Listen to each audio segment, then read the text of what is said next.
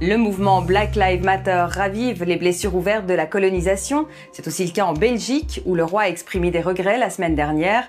Avec l'historien Nicolas Bancel, spécialiste d'histoire coloniale, nous tenterons de comprendre les revendications de cette génération qui demande des comptes.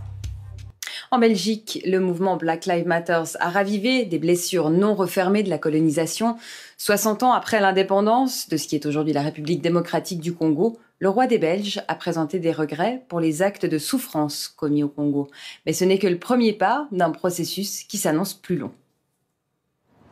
Au centre de Bruxelles, la statue de Léopold II a perdu de sa superbe. On est dans une espèce de personnage qui n'en a rien à faire en fait. Tant que les sous sont là, le reste, il ferme les yeux, quoi. La colonisation a fait des millions de morts selon les historiens.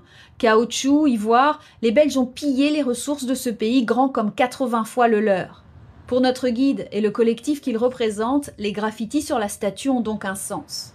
Si elle est propre et toute nettoyée, on a l'impression que tout va bien avec la statue quand on passe. Alors qu'ici, on voit clairement qu'il y a un conflit dans la société. Car conflit il y a, vraiment, à tel point que le roi Philippe a récemment exprimé des regrets inédits pour les actes de souffrance de la colonisation.